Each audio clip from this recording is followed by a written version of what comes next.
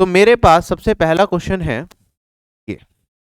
Let's get started. कुछ important playlists हैं जो आप देख सकते हैं। सबसे पहला क्वेश्चन है ये, what is the value of a plus B का whole square minus a minus B का होल स्क्वायर।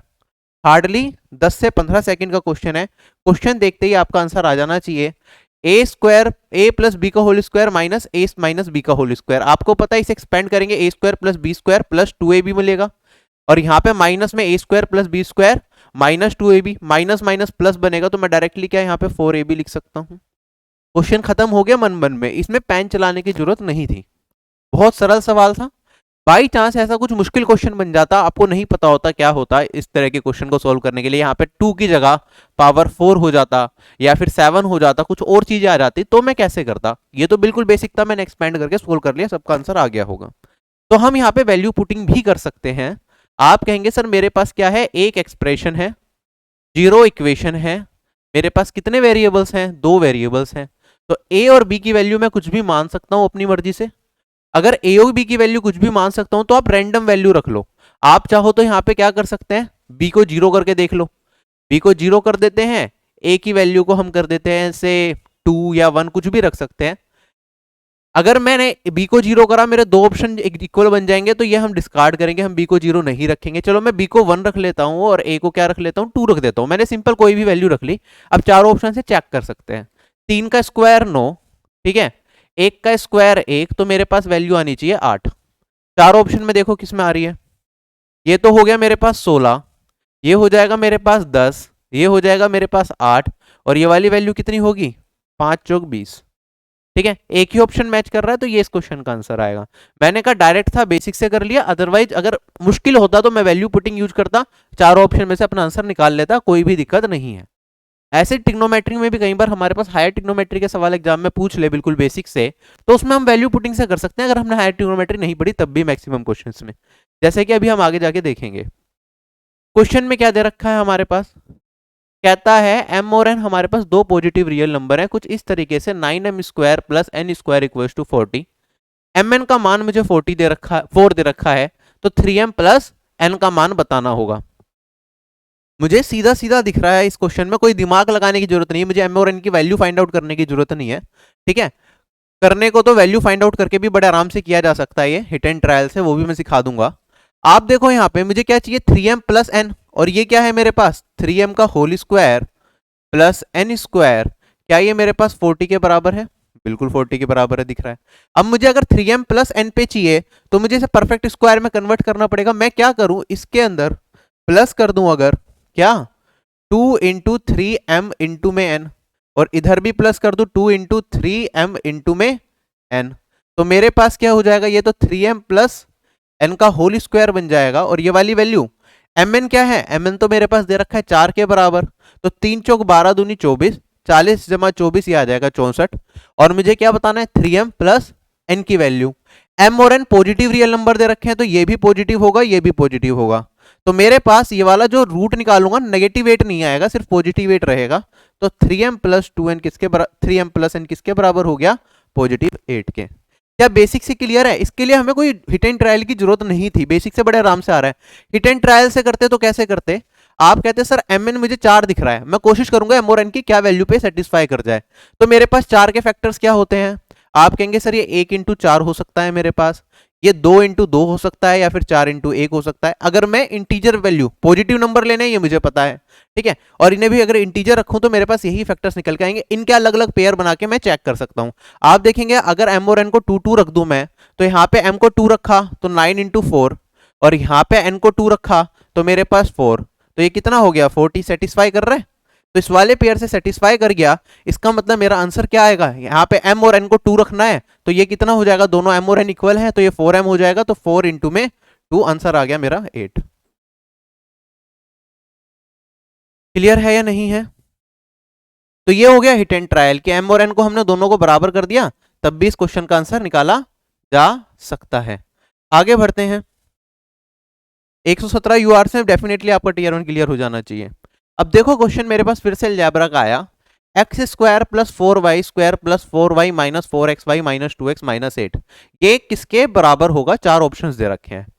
अब कैसे करेंगे, अब देखो इसे फैक्टराइज करना है मुझे बेसिकली। क्या इतने बड़े एक्सप्रेशन को फैक्टराइज करना एक आसान काम है? नहीं है। तो मुझे ऑप्शंस की ही मदद लेनी पड़ेगी। अब ऑप्शन की मदद कैसे ले सकता हूं? या तो मैं वैल्यू पुटिंग मेथड यूज कर लूं कि भैया एक्स और वाई की वैल्यू अपनी मर्जी से एज्यूम कर लो, चार ऑप्शन में देख लो कौन सा ऑप्शन मैच कर रहा है, वो मेरा आंसर आ जाएगा। या फिर एक तरीका कि मैंने एक्सपेंड कर लूं, चारों को ना एक एक करके एक्सपेंड करके देख लूं, जो एक्सपेंड करके बनेगा वही मेरे पास, जो एक्सपेंड करके आ जाएगा वही मेरा फाइनल आंसर होगा। ये दो चीजें मेरे दिमाग में स्ट्राइक कर रही हैं। अच्छा, अब सबसे पहले मैं क्या देखूंगा क्वेश्चन को सोल्व करते टाइम? अगर आप पावर को ही चेक करो, देखो x की पावर कितनी है, 2 है मैक्सिमम, y की पावर मैक्सिमम कितनी है, 2 है। अब मैं इस एक्सप्रेशन को देखूं, अगर ये वाला एक्स स्क्वायर और एक्स स्क्वायर को मल्टीप्लाई करूंगा, x की पावर 4 हो जाएगी। क्या ये कभी आ सकता है मेरा? नहीं आ सकता। यहाँ पे एक्स स्क्वायर है, यहाँ पे एक्स स्क्वायर है, पावर 4 हो जाएगी, ये नहीं आ सकता। तो ये दोनों तो मैंने देखते ही एलिमिनेट कर दिए, सीधा सीधा दिख रहा है भैया ये दोनों तो आंसर नहीं होंगे। या तो मेरा आंसर ये वाला ऑप्शन होगा या फिर मेरे पास ये वाला ऑप्शन आंसर होगा, ये मुझे पता चल गया। अब मैं वैल्यू पुटिंग पे भी जा सकता हूं। वैल्यू पुटिंग में सबसे पहले दिमाग में आता है भैया एक्स को भी जीरो कर दो और वाई को भी जीरो कर दो। अगर एक्स और वाई जीरो कर दिए तो मेरे पास यहाँ पे क्या बचेगा? यहाँ पे सिर्फ -8 बचेगा। इन दोनों ऑप्शन में देखो, ये -4 इंटू में 2 -8, -4 इंटू में 2 -8, तो ये दोनों ही ऑप्शन सही हो सकते हैं। 0 0 पे काम नहीं चल रहा। इसके अलावा आप क्या कर सकते हो, इसे 1 रख दो, इसे 2 रख दो, अलग अलग वैल्यूज रख दो। इक्वल रखने पे कई बार चीजें सही नहीं चलती, तो मैंने इसे 1 रख दिया, इसे 2 रख दिया। आप वेरीफाई करोगे, एक ऑप्शन आपका सेटिस्फाई कर जाएगा, वही आपका फाइनल आंसर होगा। क्या ये चीज समझ में आई? ये वैल्यू पुटिंग से। वरना इस काम में ना आप यहाँ पे एक्सपेंड भी कर सकते हो। कितना ही टाइम लगेगा एक्सपेंड करने में दोनों को? देखो, अगर मैं एक्सपेंड करता हूं तो एक एक चीज बनाते चलो। x को x से मल्टीप्लाई करूंगा, एक्स स्क्वायर मिल जाएगा। 2y को प्लस 2y से मल्टीप्लाई करूंगा, 4y स्क्वायर मिल जाएगा। फिर मेरे पास क्या है यहाँ पे? प्लस का 4y है, तो 2y को 2 से मल्टीप्लाई करूंगा, प्लस का 4y भी मिल रहा है। -4xy, xy कब मिलेगा? जब मैं x को y से मल्टीप्लाई करूंगा। ये 2y इंटू मैक्स 2xy हो गया। मेरे पास यहाँ पे 2y है इंटू मैक्स, ये 2xy, ये प्लस का 4xy आ रहा है। यहाँ पे प्लस का 4xy तो मुझे नहीं चाहिए, यहाँ पे माइनस का 4xy है तो कट गया। तो मेरा आंसर क्या होगा? ये चलें क्या आगे? बहुत अच्छे। तो 3-4 चीजें हमने देखी, किसी भी तरीके से आप आइडेंटिफाई करके कर सकते हो। वरना वैल्यू पुटिंग बेस्ट है, रैंडम वैल्यू रखोगे 1 और 2, थोड़ा लंबा चला जाएगा लेकिन एक बार के में आंसर मिल जाएगा वहां से भी आपको। दो ऑप्शंस देखते ही एलिमिनेट करो। लाइव ही हूं अरुण में। नेक्स्ट क्वेश्चन हमारे पास कहता है, मेरे पास 100 ml सॉल्यूशन है H2SO4 का, जिसके अंदर कंसंट्रेशन है 20%। इसे 50% कंसंट्रेटेड XML मिक्सचर से मिला दिया, जिससे कि मेरे पास जो नेट मिक्सचर बना उसमें 30% कंसंट्रेशन है। तो हमें बताना है कि x का मान क्या होगा। आप कहेंगे सर पहले कितना था? 100 ml सॉल्यूशन था, बाद में XML इसमें मिलाया, इसकी कंसंट्रेशन कितनी थी? 50, इसकी कंसंट्रेशन कितनी है? 20, जो फाइनल सॉल्यूशन बना उसकी कंसंट्रेशन कितनी है? 30। एलिगेशन लगा देंगे किस रेशियो में मिलाया होगा। आप कहेंगे सर ये 10 आया, ये मेरे पास 20 आया, मतलब 1:2 में मिलाया होगा। 1 रेशियो किसके बराबर है? 1 रेशियो 100 ml के बराबर है, तो 2 रेशियो किसके बराबर होगा? 200 ml के। क्या क्वेश्चन खत्म हो गया? सॉरी, कुछ गलत कर दिया क्या? 20 वाला 50 से मिलाया, मैंने उल्टा लिख दिया। तो ये x है और ये 100 है, ठीक है। तो मेरे पास 100 के बराबर है, तो एक किसके बराबर होगा? 50 के। नेक्स्ट क्वेश्चन वी हैव, हाँ रिकॉर्डेड अवेलेबल होगा। कहता है ए बी को चेंज कर रहा है at the same interval of time. Same interval of time का मतलब है दोनों साथ साथ दोनों ने भागना स्टार्ट करा, ए और बी ने, ठीक। A jumps 8 times while B jumps 6 times. Same time में ए चेजिंग बी, इसे ना लैंग्वेज को ठीक कर रहा हो थोड़ा सा, लैंग्वेज ऐसी होनी चाहिए थी, A is chasing B in the same interval of time, A jumps 8 times while B jumps 4 time. Same time के अंदर ए क्या करेगा? 8 टाइम जंप करेगा, बी क्या करेगा? 6 टाइम जंप करेगा। जो डिस्टेंस ए कवर करता है 7 जंप के अंदर, वो बी कवर करता है कितनी जंप के अंदर? 5 जंप के अंदर। तो हमें ए और बी की स्पीड का रेशियो बताना है, ठीक है। स्पीड क्या होती है? एक गिवन टाइम में तय की गई दूरी को हम बोलते हैं speed. Distance covered in a certain time is known as speed. एक कांस्टेंट टाइम के अंदर अगर आपने क्या करा, डिस्टेंस निकाल लिया कि दोनों कितना कितना डिस्टेंस कवर कर रहे हैं कांस्टेंट टाइम के अंदर, तो वो हमारी स्पीड कहलाती है। तो दोनों क्या करते हैं? जितना डिस्टेंस ए 7 जंप में कवर करता है, उतना ही डिस्टेंस बी 5 जंप में कवर करता है। तो मैं मान लेता हूँ ए 7 जंप में डी डिस्टेंस कवर करता है। तो एक जंप में डी कितना ए कितना डिस्टेंस कवर करेगा 7। एक जंप का ए का डिस्टेंस आ गया। अगर मैं बी की बात करूं, बी डी डिस्टेंस कवर करता है कितने जंप में 5 जंप में। तो एक जंप में कितना कवर करेगा इतना। हमसे कहता है कि अगर ए सेम टाइम के अंदर, एक कांस्टेंट टाइम टी के अंदर ए अगर 8 जंप लगा रहा है तो बी इतने में 6 जंप लगाएगा। एक जंप में ए इतनी दूरी तय कर रहा है तो कितने 8 जंप में कितनी दूरी तय करेगा, इतनी करेगा। अगर मैं बी की बात करूं, एक जंप में इतनी दूरी तय कर रहा है तो कितने 6 जंप में इतनी दूरी तय करेगा। तो एक कांस्टेंट टाइम टी के अंदर ए इतनी दूरी तय करता है और बी इतनी दूरी तय करता है। कांस्टेंट टाइम के अंदर तय की गई दूरी को ही हम स्पीड बोलते हैं। तो यही इनकी स्पीड का रेशियो हो जाएगा। डी से डी एलिमिनेट हो जाएगा मेरे पास। यहां से 2 से काटूंगा तो ये 3 आएगा और ये मेरे पास 4 आएगा। 4/7 और ये हो जाएगा 3/5। आंसर कितना आ गया मेरा 20/21। क्लियर है? अच्छा एक चीज बताओ छोटी सी, यहां पे कह रहा है ए इज चीजिंग बी, ठीक है, ए बी के पीछे भाग रहा होगा। चलो इस लॉजिक पे जाते नहीं है, ठीक है, थोड़ा कंफ्यूजिंग हो सकता है आपके लिए। चलें क्या आगे, ये बिल्कुल बेसिक था। कांस्टेंट टाइम में तय की गई दूरी ही स्पीड कहलाती है, बस इस चीज का ध्यान रखना है। क्वेश्चन है हमारे पास ये, फटाफट से बताओ 30/56 कौन बोल रहा है गलत है, तुक्के मत लगाओ। 1/3 की नेगेटिव मार्किंग है, मैं इसमें ध्यान रखना, ऐसे रैंडम तुक्के मत लगा के आ जाना, थोड़ा ध्यान रखेंगे इस चीज का। अब देखो क्वेश्चन में कहता है साइन वाई एक्स के बराबर है, तो हमें वैल्यू बतानी है कोस 2y की वैल्यू क्या होगी। ठीक है, y मेरा 0 से 90 के बीच में दे रखा है। अब कैसे करेंगे, या तो आप सीधा फॉर्मूला लगा दो। कोस 2y क्या होगा मेरा, यहाँ पे साइन y दे रखा है, साइन की टर्म्स में कोस 2y निकालूंगा तो ये होता है 1 - 2 साइन स्क्वायर y। और अगर मैं ये यूज कर लूं तो मेरे पास क्या आ जाएगा, साइन y क्या है x के बराबर, तो 1 - 2 एक्स स्क्वायर। क्या क्वेश्चन खत्म हो गया? खत्म हो गया। अब आप कहोगे भैया मैं तो हायर टिग्नोमेट्री पढ़ के नहीं गया था, ये तो हायर टिग्नोमेट्री का फॉर्मूला बता दिया आपने। अगर आप हायर टिग्नोमेट्री नहीं भी पढ़ के गए तो भी मैं इस क्वेश्चन को बेसिक से कर सकता हूं। आप बेसिक से कैसे करेंगे, आप लॉजिक यूज करेंगे। मेरे पास क्या है, मैं आपको करने के तरीके समझा रहा हूं, क्योंकि एग्जाम में हो सकता है आपको सारी चीजें याद ना रहे, सारे फॉर्मूले याद ना रहे, तो दिमाग अपना खुला रखना। मेरे पास एक इक्वेशन है, कितने वेरिएबल्स हैं, 2 वेरिएबल्स हैं, तो एक वेरिएबल का मान मैं कुछ भी मान सकता हूं। ठीक है, साइन के अंदर क्या है, y है, तो y की वैल्यू अपनी मर्जी से कुछ भी मान लो। दे रखा है y 0 से 90 के बीच में, तो आप कुछ भी मान सकते हो। से मैंने y को मान लिया चलो 45। अगर मैंने y को 45 रख दिया तो मेरे पास क्या होगा, x का मान आ जाएगा कितना, 1/√2। क्या यही होगा? ठीक है, अब cos 2y का मान क्या होगा, आप कहेंगे सर y अगर 45 है cos 2y हो जाएगा 90, cos 90 होता है 0, राइट। तो अब चारों ऑप्शन में देखो 0 किस में आ रहा है, अगर x को 1/√2 रख दूं तो ये 1 - 2 × 1/2 ये बनेगा 0। इसे रखूंगा तो 1 - √2 बनेगा। इसे रखूंगा तो मेरे पास 1 बन जाएगा। इसे रखूंगा तो √2 - 1 डिवाइडेड बाय √2, तो 1 - 1/√2 बनेगा। कौन सा ऑप्शन करेक्ट है? Option number A. क्या ये चीज भी सोची जा सकती है? जल्दी बताओ, क्लियर है या नहीं है?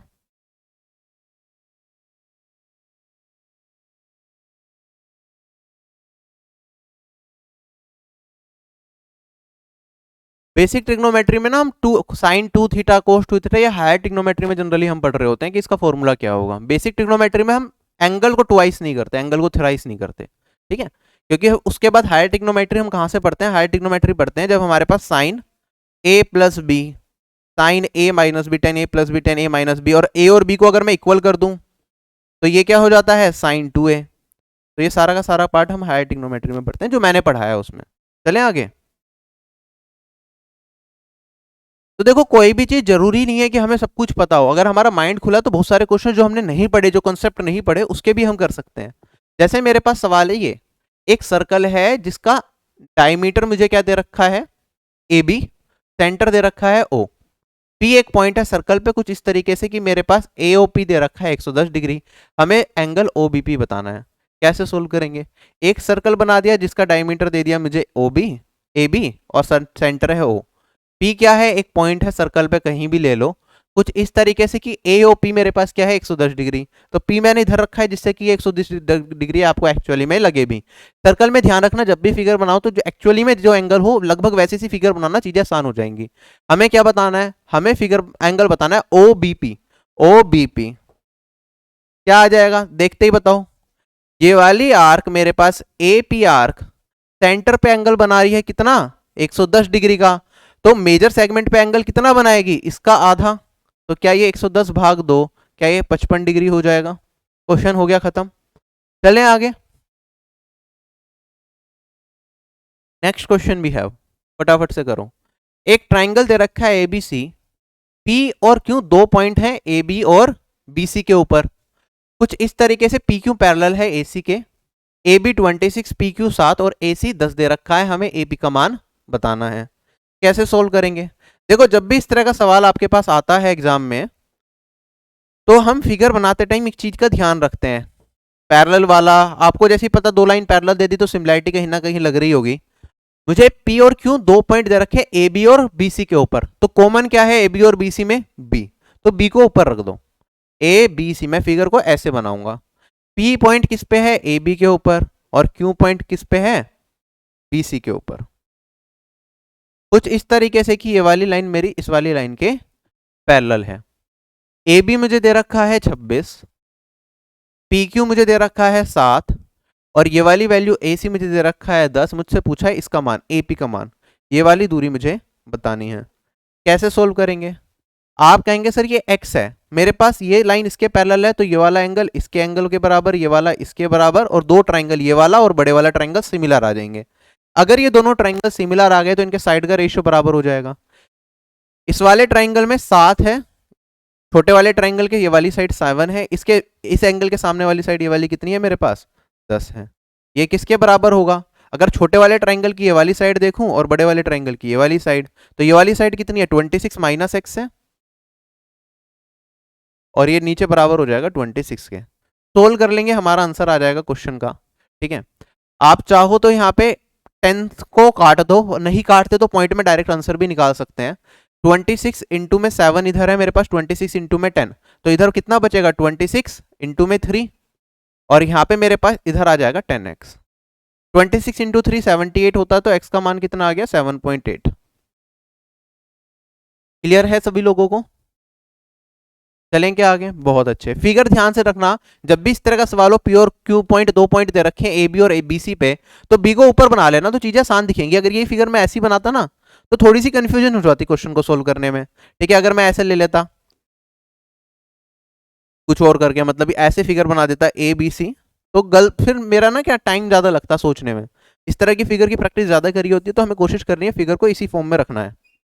नेक्स्ट क्वेश्चन हमारे पास बहुत सरल सवाल है, 15 सेकंड में कर सकते हैं हम। ठीक है, बाद में इन क्वेश्चंस का सोर्स भी बताऊंगा कि ये क्वेश्चन ही क्यों मैंने पिक करे आज आपको कराने के लिए। आपको लग रहा होगा सर बहुत सिंपल क्वेश्चंस भी आप करा रहे हो। ठीक है, रीजन डिस्कस करेंगे इसके बारे में जब क्लास ओवर हो जाएगी। क्वेश्चन में क्या था, एक नंबर को जब मैंने 221 से क्या करा डिवाइड करा तो मेरे पास रिमाइंडर आया 13। सेम नंबर को अगर मैं 13 से डिवाइड करूंगा तो क्या रिमाइंडर आएगा। तो आप कहेंगे सर ये क्या है मेरा डिवाइजर है, ये मेरा क्या है रिमाइंडर है, तो नंबर क्या होता है, नंबर होता है divisor into quotient plus remainder. तो मेरा नंबर क्या रहा होगा 221 इंटू में कोशेंट प्लस रिमाइंडर। रिमाइंडर कितना है 30। इसी नंबर को अगर मैं डिवाइड कर दूं किससे 13 से, तो हमें बताना है रिमाइंडर क्या होगा। आप कहेंगे सर देखो कोशेंट का मान मुझे नहीं पता है, तो एक ही केस हो सकता है कि 13 से 221 को डिवाइड करूं तो रिमाइंडर मुझे 0 मिले, तभी मैं एग्जैक्ट रिमाइंडर बता पाऊंगा, वरना मेरा रिमाइंडर क्या होगा क्यू के हिसाब से बार बार वेरी करता रहेगा। For different values of Q I will be getting different remainder. तो मुझे डायरेक्ट पता है कि भैया ये 13 से कटेगा ही कटेगा, इसे देखने की भी जरूरत नहीं है। जो 30 मेरा रिमाइंडर था मैं इसे 13 से डिवाइड करूंगा और आप देखेंगे रिमाइंडर कितना आएगा मेरे पास 4 आएगा। क्वेश्चन हो गया खत्म, option number D is correct. चलें आगे, अभी भी लोग 2 3 बोल रहे हैं, कैसे काम चलेगा। अब ये वाला देखो एक अच्छा क्वेश्चन है। ठीक है, डिसऑनेस्ट शॉपकीपर बहुत डिटेल में मैंने पढ़ाया है आपको प्रॉफिट एंड लॉस में, राइट। 7th वीडियो है, उसकी लास्ट वीडियो में डिसऑनेस्ट शॉपकीपर से रिलेटेड सवाल कर रहे थे, उस पे ऊपर क्वेश्चन है। क्वेश्चन में कहता है एक शॉपकीपर एडवर्टाइज करता है कुछ इस तरीके से कि वो कपड़े को 7% के नुकसान पे बेचता है, ठीक है। लेकिन वो क्या करता है, कुछ फॉल्स वेट लेता है कि 1 मीटर लेंथ की जगह कुछ और लेंथ का कपड़ा देता है लोगों को, जिसकी वजह से उस कहता तो वो ये है कि 7% लॉस पे बेच रहा है, लेकिन फायदा कमा लेता है वो 24% का। तो हमें बताना है एक्चुअली वो क्लॉथ की कितनी लेंथ यूज कर रहा होगा इंस्टेड ऑफ 1 मीटर।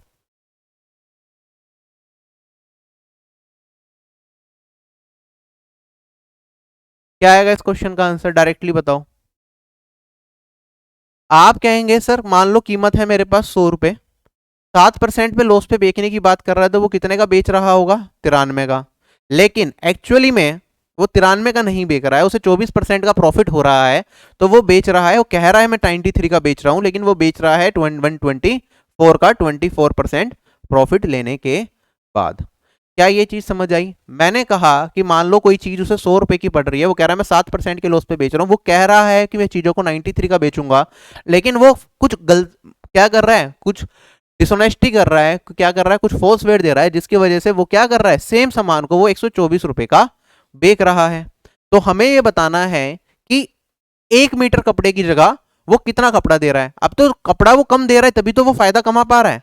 आप कहेंगे सर 124 रुपए, अगर मैं इसे 1 मीटर कपड़ा मान लूं, तो क्या मैं इसकी लेंथ निकाल सकता हूं कि यहाँ पे एक्चुअली कितना दे रहा होगा, ये कम दे रहा होगा, ये 124 मीटर कह के लोगों को इतना दे रहा होगा, तभी तो वो फायदा कमा पा रहा है। तो हम डायरेक्टली आप चाहें तो यहाँ पे रेशियो निकाल सकते हैं इसका। अगर मैं रेशियो निकालूं, 31 से कट जाएगा, ये आएगा 3 रेशियो और ये होएगा 4 रेशियो। 4 रेशियो किसे रिप्रेजेंट करेगा, 4 रेशियो रिप्रेजेंट करेगा हमारे 100 मीटर को। तो 3 रेशियो किसे रिप्रेजेंट करेगा, 25 गुना है, तो 25 इंटू में 3, सॉरी 3 इंटू में 25, 75 मीटर। तो वो क्या दे रहा है, वो 100 मीटर कह के 75 मीटर का कपड़ा दुकानदार को दे रहा है। क्लियर? 76 नहीं आएगा, 75 आएगा।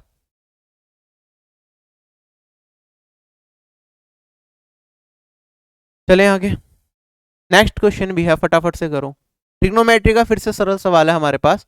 कहता है x equals to 8 sine theta plus cos theta, y equals to 9 sine theta minus cos theta.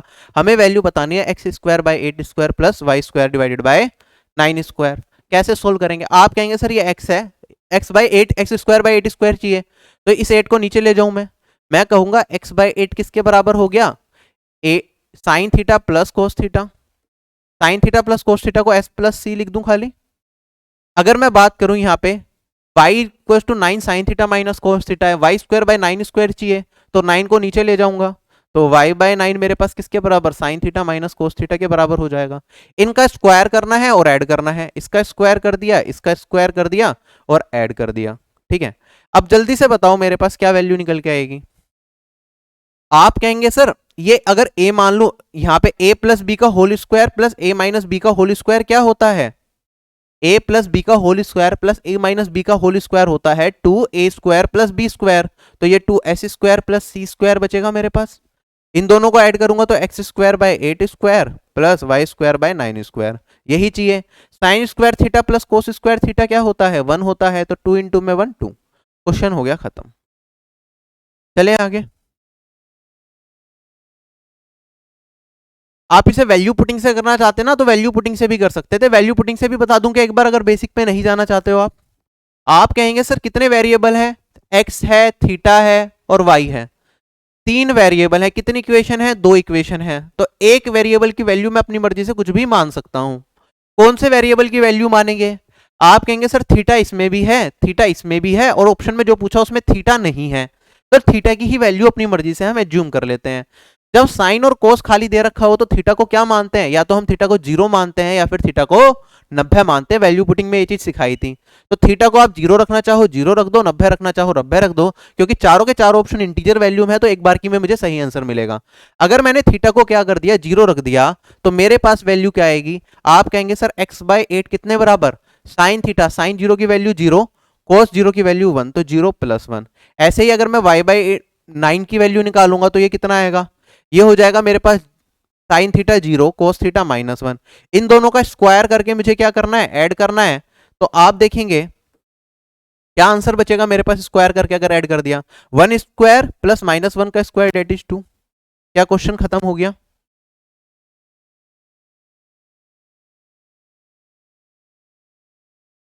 देखिए बेसिक, देखो इसकी वैल्यू पता थी, हमने बेसिक से बड़े आसानी से कर दिया, कुछ भी नहीं था इस सवाल के अंदर।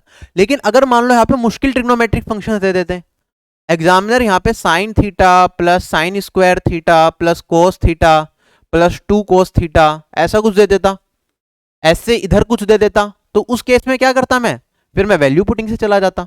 समझे या नहीं समझे? तो ये तो बेसिक से ही आसान था, मैंने बेसिक से ही करा, पहली अप्रोच जो दिमाग में आ गई। वरना मैंने देखा कि वैल्यू पुटिंग से भी बहुत आसानी से इसे किया जा सकता था। मैंने जैसे ही थीटा को 0 या 90 करा, तो मेरे पास अगर मैं 0 कर रहा हूं तो ये 0 हो गया, ये 1 हो गया, ये मेरे पास क्या हो गया, 0 हो गया, ये 1। मुझे पता है डिवाइड करके स्क्वायर करके ऐड करना है, तो 1 स्क्वायर प्लस -1 का स्क्वायर यहीं की यहीं मन मन में मैं कर सकता था। इसका आंसर आएगा 2। वेरिएबल इक्वेशन का कंसेप्ट कौन सी क्लास में मिलेगा? वैल्यू पुटिंग मेथड सर्च करना, टाइटल में लिखा होगा। डिटेल्ड मैथ्स कोर्स में जाओगे ना आप, डिटेल्ड मैथ्स कोर्स में आरबी एप्लीकेशन पे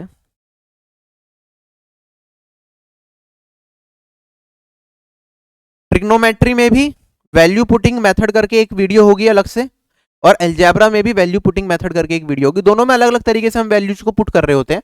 ट्रिग्नोमेट्री में क्या होता है, मुझे बता रहा होता है, मैं स्पेसिफिक बता रहा होता हूँ कि साइन और कोस दे रखा हो तो ये वैल्यू पुट करो, साइन कोस 10 दे रखा हो तो ये वैल्यू पुट करो, सारे दे रखे हो तो क्या वैल्यू पुट करो, कैसे कैसे केसेस बनते हैं। ठीक है, तो ये दो अलजेब्रा में अलग वीडियो मिलेगी, ट्रिग्नोमेट्री में अलग। पहले अलजेब्रा वाली वैल्यू पुटिंग सीख लेना, ट्रिग्नोमेट्री में वो कहीं ना कहीं इंप्लीमेंट होगी, फिर ट्रिग्नोमेट्री वाली। ठीक है, डिटेल मैथ्स कोर्स में सब करा रखा है, आपको किसी भी चीज की लोड नहीं लेने की जरूरत। ये वाला क्वेश्चन भी मैंने ज्योमेट्री, सारे क्वेश्चंस, कोई भी question SSC CGL 2021 tier 1 exam 2022 tier 1 examination में नहीं आया जो मैंने ना करा रखा हो पहले से अपनी क्लासेस के अंदर। इसमें क्या कोई भी एग्जाम होता है, शायद ही अगर 100 क्वेश्चन पूछे गए तो एक क्वेश्चन मुश्किल से ऐसा मिल रहा होता है जो हमने नहीं करा रखा होता, उसका भी कंसेप्ट बताया होता, बिल्कुल एग्जैक्ट क्वेश्चन नहीं करा रखा होता, ऐसा होता 100 में से एक मुश्किल से। क्वेश्चन में क्या दे रखा है, 3 सर्कल दे रखे हैं, तीनों का रेडियस हमें 7 सेंटीमीटर दे रखा है, तीनों एक दूसरे को टच कर रहे हैं। ठीक है, इनके चारों तरफ हमने क्या कर दिया कि स्ट्रिंग बांध दिया। अगर स्ट्रिंग बांधेंगे तो वो कैसा जाएगा, यहां से लेके यहां, यहां से लेके यहां, और यहां से लेके यहां, कुछ इस तरीके से हमारे पास स्ट्रिंग अटैच होगा तीनों से। ठीक है, और अगर अटैच हो रहा है तो आप देखेंगे यहाँ पे सरकमफ्रेंस को ले लेगा, यहाँ पे ये सरकमफ्रेंस को ले लेगा, और यहाँ पे ये सरकमफ्रेंस को ले लेगा। ठीक है, हमें बताना है इस स्ट्रिंग की लेंथ क्या होगी। ठीक है, अब मेरे पास रेडियस कितना दे रखा है, इसका रेडियस दे रखा है 7। इस तरह के क्वेश्चन में मैंने डायरेक्टली आपको ये क्वेश्चन डिटेल मैथ्स कोर्स में कराया हुआ है, जिसके अंदर आपको पता है कि हमारे पास जो स्ट्रिंग की लेंथ होती है, स्ट्रिंग की लेंथ क्या कैसे निकालते हैं इसमें, अगर हमारे पास 3 हो या 4 हो, ये होता है मेरे पास 2 पाई आर प्लस 2nr। ठीक है, 3 सर्कल्स बने हो या 4 सर्कल्स बने हो, उनमें जनरली हम फॉर्मूला यूज कर लेते हैं। अब 2 पाई आर क्या होगा, रेडियस है मेरे पास 7, तो 7 इंटू 2 14 पाई, और 2nr कितने सर्कल हैं, 2 इंटू में 3 इंटू में मेरे पास 7, ये होता है 42 प्लस 14 पाई। अगर मेरे पास सर्कल्स क्या हो, 3 हो 4 हो, उस केस में डायरेक्टली ये फॉर्मूला आप इंप्लीमेंट कर सकते हैं। अब इसका मैं बेसिक से आपको कॉन्सेप्ट फटाफट से रिवाइज करा देता हूं, मेरे साथ साथ चलना। ठीक है, कोई दिक्कत नहीं है, जिन लोगों ने नहीं पढ़ रखा बिल्कुल समझ में आ जाएगा। ये मेरे पास रेडियस 7 दे रखा है, कोई दिक्कत नहीं है। जब धागा मैं बांध रहा हूं तो यहाँ पे टच करेगा एक पर्टिकुलर पॉइंट पे, क्या ये टेंजेंशियल होगा? यहाँ पे इसका सेंटर देखूं तो यहाँ पे धागा टच कर रहा है, तो क्या ये वाला एंगल 90 डिग्री और ये वाला एंगल 90 डिग्री होगा? जहां धागे ने टच करा ये वाली लाइन एज अ टेंजेंट काम करेगी। अगर ये 90 डिग्री, ये 90 डिग्री है, तो आप देखेंगे दोनों लाइन आपस में पैरेलल हो जाएंगी। ठीक है, दो पैरेलल लाइंस के बीच के दो एंगल्स का सम क्या हो गया, 180 हो गया, तो ये दोनों लाइन आपस में क्या हो गई, पैरेलल हो गई। ठीक, तो ये 90, ये 90, ये वाली दूरी मेरे पास रेडियस, ये वाली दूरी मेरे पास क्या होगी, रेडियस। अगर मैं इन दोनों को मिला दूं तो मेरे पास क्या होगा, दो सर्कल आपस में टच कर रहे हैं, तो ये वाली दूरी भी रेडियस होगी और ये वाली दूरी भी रेडियस के बराबर होगी। तो ये वाली फिगर मेरे पास क्या, बताओ जल्दी से, रेक्टेंगल बनेगी या नहीं बनेगी? क्या ये आयत बन जाएगा? क्लियर है या नहीं है? ठीक, अगर मैं सोल्व करूंगा, जो ये वाली फिगर है मेरे पास रेक्टेंगल बन के आती है, तो आप देखेंगे यहाँ पे ये 2r है, ये वाली दूरी भी मेरे पास क्या हो जाएगी, ये वाली दूरी भी मेरे पास 2r हो जाएगी। सिमिलरली आप यहाँ पे ड्रॉ करेंगे तो ये मेरे पास क्या होगा, ये 2r हो जाएगा। ऐसे ही अगर मैं इसको इससे मिला दूं तो ये वाली दूरी मेरे पास क्या हो जाएगी, ये वाली दूरी 2r हो जाएगी। ठीक है, आप देखेंगे यहाँ पे ये जो फिगर बनती है, ये रेडियस है, ये रेडियस है, ये रेडियस है, ये रेडियस है, तो ये क्या बनता है मेरे पास, एक इक्विलेटरल ट्राइंगल बनता है पूरा का पूरा इस तरह की फिगर में। ठीक है, और यहाँ पे आप देखेंगे मेरे पास टोटल लेंथ कितनी निकल के आएगी, अब बताओ जल्दी से। स्ट्रिंग की लेंथ निकालते हैं। स्ट्रिंग की लेंथ क्या है, एक तो ये है 2r, ये है 2r और ये है मेरे पास 2r, तो 6r तो ये हो गया प्लस। उसके अलावा ये वाला पोर्शन निकालना है, ये वाला पोर्शन, ये वाला पोर्शन कैसे निकालेंगे। आप कहेंगे सर ये 90 डिग्री है, ये इक्विलेटरल ट्राइंगल है तो ये 60 डिग्री होगा, ये मेरे पास फिर से 90 डिग्री है, तो ये वाला एंगल कितना बचेगा, 90 90 तो 180 हो गया, तो इन दोनों का सम 180 होगा, तो ये 60 है तो ये वाली वैल्यू कितनी आ जाएगी, 120। सिमिलरली ये 120 आ जाएगा और ये 120 आ जाएगा। 120 120 120। अगर मुझे लेंथ निकालनी हो क्योंकि रेडियस सबका सेम है, तो मेरे पास टोटल एंगल कितना हो गया इन तीनों का मिला के 360। तो मैं कह सकता हूं जो ये आर्क लेंथ बन रही है बेसिकली ये 7 रेडियस का 360 डिग्री एंगल बन रहा है। 120 यहाँ पे है, 120 यहाँ पे और 120 यहाँ पे है, तो उससे आ जाएगा क्या, सरकमफ्रेंस हो जाएगा एक सर्कल का जो कि होता है 2πr। ये मेरा आंसर है क्वेश्चन का बेसिक से, और बेसिक से मैंने करा तो 6 7 जो 42 है और यहाँ पे 2 × 7 14 पाए।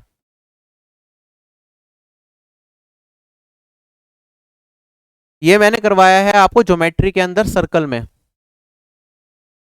ज्योमेट्री में जाओगे ना तो ये मेंसुरेशन 2D मैंने पूरा ज्योमेट्री में कराया डिटेल्ड कोर्स के अंदर। उसमें आप सर्कल्स में जाओगे ना, लास्ट की 3-4 वीडियो जो है सर्कल की, उनमें किसी एक वीडियो में मिलेगा आपको, वीडियो नंबर 27 या 28 में। ये तो 3 वाला मैंने और भी केसेस करवा रखे हैं वहां पे काफी सारे, ये तो एक बहुत सिंपल क्वेश्चन है इस टाइप का। चलें आगे, ये फिगर से देख लेना एक बार, इस तरह की फिगर बनती है हमारे पास, थोड़ी साफ राइटिंग में आपको दिख जाएगी। करो ये वाला क्वेश्चन ट्राई।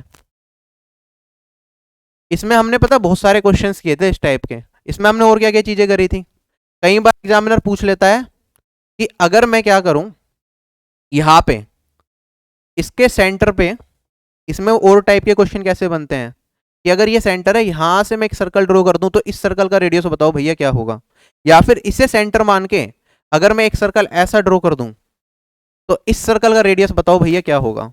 ये क्वेश्चंस भी हमने वहां पे किए हुए हैं, राइट, क्योंकि एग्जामिनर कुछ भी बना सकता है, इस तरह के सवाल एग्जाम में पहले पूछे जा चुके हैं एसएससी में। चलो आगे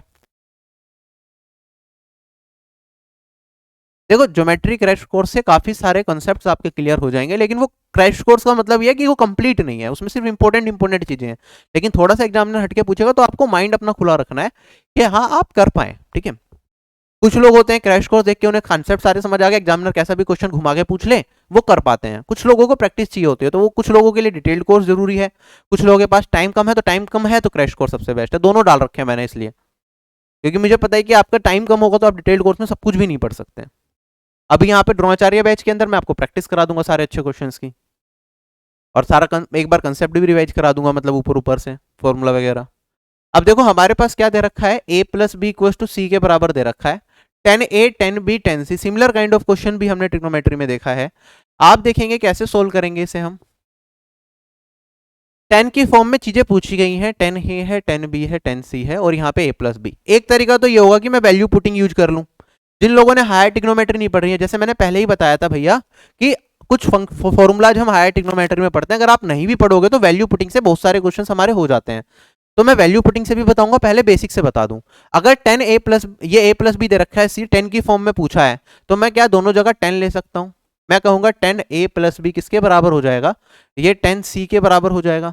10a + b का फॉर्मूला होता है 10a + 10b अपॉन में 1 - 10a 10b, और ये किसके बराबर हो जाएगा, ये 10c के बराबर हो जाएगा। क्रॉस मल्टीप्लाई कर दो, 10a + 10b ये हो जाएगा 10c - 10a 10b 10c।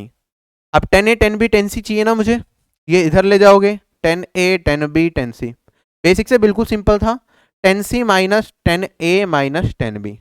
इस तरीके से लिख दिया करो। देखो छोटा लिखोगे जितना ज्यादा, अगर पूरा पूरा 10 10 लिखोगे ना बार बार, तो आपका टाइम किल होगा। एग्जाम में एक एक सेकंड हमें बचानी है, तो शॉर्ट फॉर्म लिखा करो।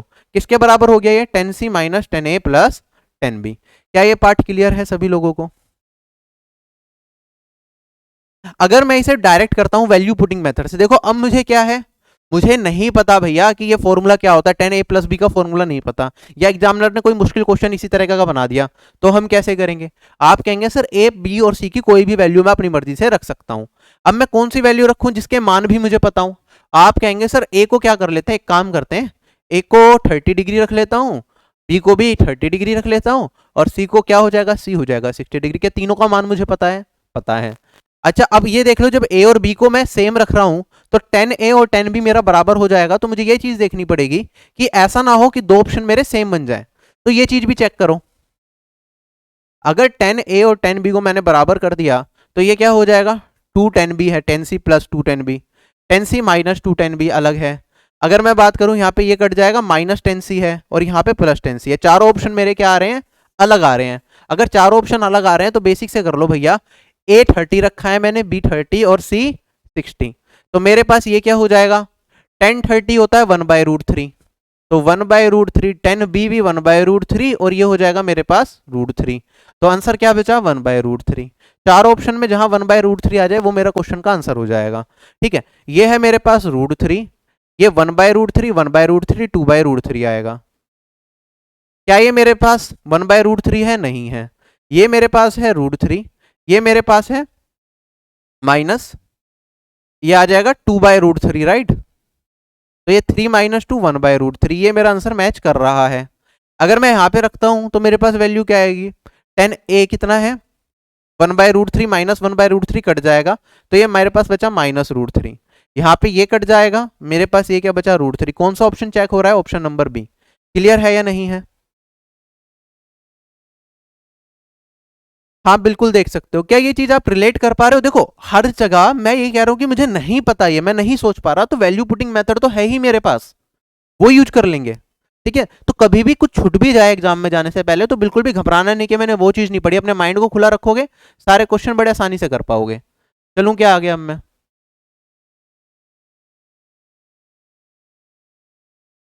अब देखो क्वेश्चन में क्या कहता है, the HCF of the numbers, इनका एचसीएफ क्या होगा।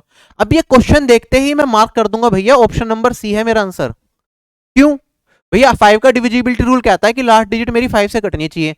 ये 5 से कट रही है, ये 5 से कट रही है, ये 5 से कट रही है। अगर मुझसे हाईएस्ट कॉमन फैक्टर पूछा तो मैं ये तो कहूंगा ही कि मेरा जो आंसर होगा वो 5 का मल्टीपल होगा।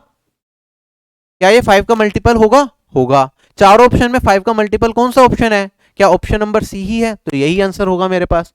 अगर यहाँ पे 10 होता तो मुझे देखना पड़ता भैया 5 का कुछ और मल्टीपल होता, मान लो यहाँ पे 15 होता ऑप्शन के अंदर, या कोई और मल्टीपल भी होता, तो फिर मैं चेक करता कि भैया 3 से डिविजिबल कौन से है, क्या तीनों ऑप्शन 3 से डिविजिबल है। अगर नहीं है तो 5 आंसर है, अदरवाइज 15 होता।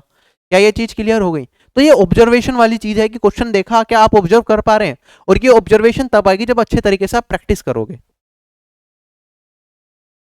क्वेश्चन है मेरे पास ये, कहता है एक इलेक्शन है दो कैंडिडेट्स के बीच में, एक कैंडिडेट को 76% वोट्स मिली, टोटल वोट्स पोल्ड की, और वो 1480 वोट से जीत गया।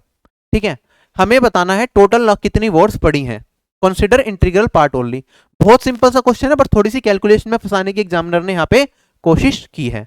आप कहेंगे सर जो विनर है, कैंडिडेट को 76% वोट मिली टोटल की, तो जीता तो यही होगा। जो हार गया उसे कितनी मिली होंगी, आप कहेंगे सर उसे मिली होंगी 100 में से 76 को घटाऊंगा 24, और कितने वोट से जीत गया ये, आप कहोगे सर 52% वोट से जीत गया।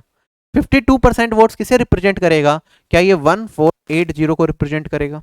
अगर 1480 को रिप्रेजेंट कर रहा है तो 1% किसे रिप्रेजेंट करेगा, हमें 100% का मान बताना है, तो डायरेक्टली आप 100% बता सकते हैं। यह आएगा 1480 डिवाइडेड बाय 52 इंटू में 100। सोल्व करने के लिए कैसे करेंगे, कैलकुलेशन करनी है, अब नियरेस्ट इंटीजर बताना है। ये देखो ये तो वैसे कैलकुलेशन आसान है, बड़े आराम से कर सकते हैं, कोई दिक्कत आएगी नहीं इसमें। मैं इसे किससे काट दूं, 4 से काट दूंगा तो ये बचेगा 13, और ये वाली वैल्यू मेरे पास 370। अब इसे काटूंगा तो मेरे पास दूनी जाएगा, फिर 120 नहीं 110, 8 टाइम्स जाएगा, फिर 60 बचेगा, तो मेरे पास ये 4 लगभग 284 समथिंग, 284, ये ऑप्शन नंबर डी करेक्ट हो जाएगा। ठीक, ये तो मैंने कर दिया पूरी पूरी कैलकुलेशन। अब यहाँ पे देखो 52 था, आसान था, मेरा कट गया।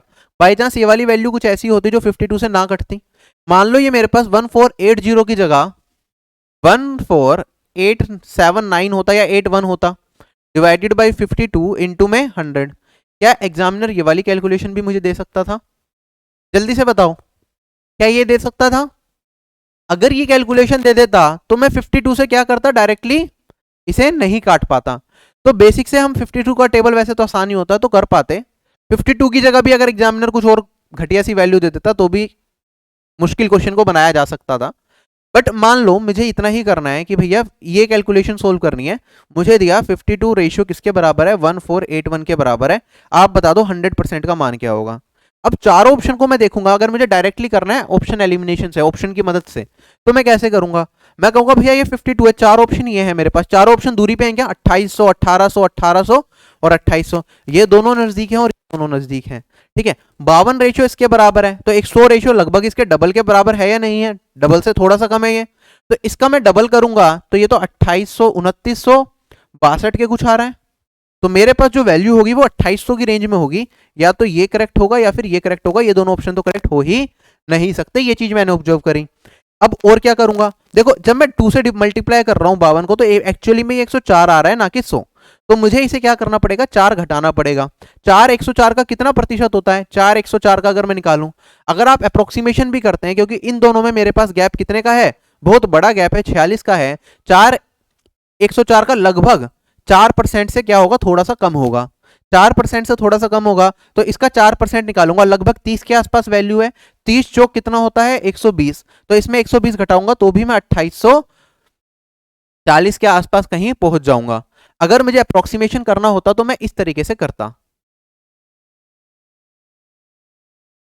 प्राइम नंबर चेक करके, प्राइम नंबर कैसे चेक करोगे, प्राइम नंबर इसमें कैसे चेक करोगे भाई, चलेंगे आगे, क्या ये चीज समझ में आई। तो हम इस तरीके से भी देखते हैं, कई बार जब मुश्किल कैलकुलेशन होती है तो अप्रोक्सीमेशन कैसे लगाना है मैंने वो देख लिया, ठीक है। देखो 100 का 4% होता है, तो 104 का 4 क्या होगा, 4% से थोड़ा सा कम, ये रफ आइडिया है, तो मैं इसका 4% अप्रोक्सीमेटली निकालूंगा, तो ये 1% लगभग 29.6 है, मैं 30 मान लिया, 4% कितना होगा, लगभग 30 होगा, तो इसमें से 30 इंटू में 4, 1% 30 है, 4% 120, 120 घटाऊंगा तो लगभग ऐसा कुछ वैल्यू आता, समझ आ रहा है ना ये चीज।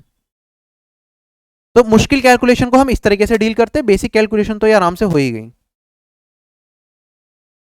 क्या आएगा इस क्वेश्चन का आंसर, कहता है एक डीलर अपनी गुड्स को मार्क करता है 15% अबव द कॉस्ट प्राइस और उस पर डिस्काउंट भी देता है 5% का, तो हमें बताना उसका प्रॉफिट परसेंटेज क्या होगा। अब देखो करने के हमारे पास मल्टीपल तरीके हैं, सबसे पहले तो मैं आपको बेसिक जो मेरे एग्जाम में दिमाग में आएगा इस क्वेश्चन को करने के लिए, इतने सिंपल क्वेश्चन को, वो ये होगा, मेरे पास कोई भी वैल्यू है कॉस्ट प्राइस की, मैंने इसे मार्कअप करा 15%, तो मैंने वैल्यू को क्या बढ़ाया, 15% से बढ़ाया, फिर इस पे डिस्काउंट दे दिया कितने का, 5% का, 5% का डिस्काउंट दे दिया, तो मुझे बताना है प्रॉफिट परसेंट, तो मतलब जो इफेक्टिव चेंज होगा कॉस्ट प्राइस में वही तो मेरा प्रॉफिट या लॉस डिसाइड करेगा। तो मेरे पास 15% बढ़ाया, 5% घटाया, फॉर्मूला लगा देंगे A plus B plus A B divided by 100 वाला, लॉस है मतलब डिस्काउंट दे रहे हैं, वैल्यू घटा रहे हैं तो माइनस हो जाएगा, तो ये क्या होगा 15 माइनस 5 प्लस 15 इंटू में -5 डिवाइडेड बाई 100, तो 10 माइनस 0.75 9.25, क्या ये मेरा इस क्वेश्चन का आंसर आ गया। और ये इसके लिए पेन चलाने की जरूरत नहीं है, ये मन मन में की जा सकती है इतनी कैलकुलेशन, ये विदाउट पेन वाला क्वेश्चन था।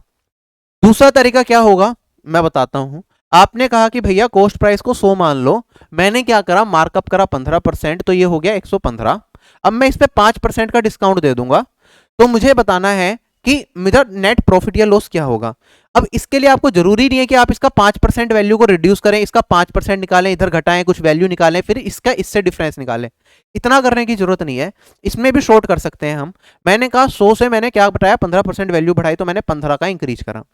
अब मुझे इसका 5% घटाना है, 115 का सिर्फ 5% निकालो, 5% क्या होगा 115 का, आप कहेंगे 1.15 इंटू में 5, तो ये वाली वैल्यू क्या 5.75 आ जाएगी, इतना मुझे घटाना है। तो नेट चेंज क्या हुआ 100 में, 15 बढ़ा माइनस 5.75 घटा, तो नेट चेंज कितना आया 9.25 का, पॉजिटिव में है, तो इतने परसेंट का क्या हो गया इंक्रीज हो गया। क्लियर है या नहीं है, तो ऐसे भी सोच सकते हैं, पूरा एग्जैक्ट मत निकालना कि ये निकाल रहे हैं वैल्यू फिर इसमें से इसे घटा के अपना सॉल्यूशन बता रहे हैं, क्योंकि यहाँ पे तो 100 है तो हमें ज्यादा दिमाग लगाना ही नहीं है। चलूं आगे,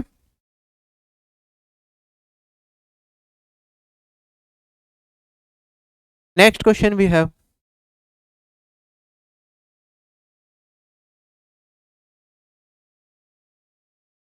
क्वेश्चन में कहता है in a certain duration of time a sum becomes 2 times of itself at the rate of 5% per annum simple interest. What will be the rate of interest if the same sum becomes 5 times of itself in the same duration? मेरे पास कुछ time है जिसमें कुछ पैसा अपने आप का क्या हो जाता है, 2 गुना हो जाता है 5% की ब्याज दर से, ठीक। अगर मैं क्या करूं, रेट ऑफ इंटरेस्ट को सेम रखूं, तो मुझे बताना है कितने टाइम के अंदर सेम पैसा मेरा 5 गुना हो जाएगा। अगर कोई पैसा मेरे पास प्रिंसिपल पी का क्या हो रहा है 2p हो रहा है, तो आप कहेंगे सर इसके अंदर क्या हो रहा है, 100% का गेन मिल रहा है मुझे, वैल्यू 100% से इंक्रीज कर रही है। तो मैं कह सकता हूं प्रॉफिट हुआ 100% का, 100% का प्रॉफिट हुआ। कितने टाइम में हुआ, ये बना मेरा 5% की ब्याज दर से, ठीक है। तो एक साल में 5% वैल्यू बढ़ेगी, तो कितने टाइम के अंदर ये वैल्यू मेरी 100% बढ़ेगी, तो 5% ऑफ टी के बराबर 100% के बराबर, टी का मान आ गया 20 साल। क्लियर। अब आगे बढ़ते हैं, आगे कहता है कितने टाइम में ये अपने आप का 5 गुना हो जाएगा, 5 गुना हो जाएगा तो पी से 5p जाएगा, कितने परसेंट इंक्रीज हो गया, क्या ये 400% इंक्रीज हो गया। ठीक है, 400% इंक्रीज करना है, टाइम है मेरे पास 20 साल का, रेट ऑफ इंटरेस्ट बताना है, तो रेट ऑफ इंटरेस्ट इंटू में 20, ये किसके बराबर हो जाएगा, ये हो जाएगा 400% के, 20 से काटूंगा तो रेट की वैल्यू कितनी आ जाएगी मेरे पास, 20%। चलें आगे, इसका फॉर्मूला भी होता है, आप चाहो तो फॉर्मूले से ट्राई कर सकते हैं, बाकी मैं फॉर्मूला वगैरह यूज नहीं करता, मैं इसी तरीके से ज़्यादा कंफर्टेबल रहता हूँ, क्योंकि फॉर्मूला भूल जाते हैं एग्जाम में, दिक्कत होती है, उससे बेटर है कि बेसिक क्लियर हो तो आराम से कर सकते हो आप। ठीक, अब मेरे पास क्या कहता है, what is the area of the cut surface of a right circular cone with height 8 and slant height 10। अब देखो ये बिल्कुल बेसिक पे क्वेश्चन है, लेकिन फॉर्मूला अगर आपको पता ही नहीं है कर्व सरफेस एरिया का कोन का, तो आप कैसे करोगे। मुझे एक कोन दे रखा है जिसकी हाइट मुझे 8 दे रखी है, स्लांट हाइट कितनी दे रखी है, 10 दे रखी है, इसका कर्व सरफेस एरिया बताना है। कर्व सरफेस एरिया क्या होता है, ये होता है पाई आर एल। ठीक है, मेरे पास ये एल है 10, ठीक है, हाइट है 8, तो मेरे पास रेडियस कितना हो जाएगा 10, और ट्रिपलेट बनाते हैं 6 के साथ, तो मेरे पास यहाँ पे वैल्यू आएगी पाई, रेडियस है 6 और स्लांट हाइट है कितनी 10, तो क्या हो गया 60 पाई, क्वेश्चन हो गया खत्म। चलें आगे,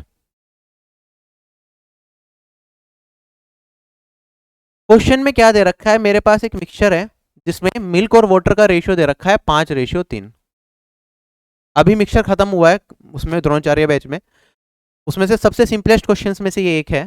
ठीक है, अगर इसके अंदर क्या करें हम, ये 5:3 मिल्क रेशियो वाटर दे रखा है, इसके अंदर 7 लीटर मैं क्या करूं पानी मिला दूं, तो मेरे पास जो मिल्क और वाटर का रेशियो है वो बन जाता है 1:2।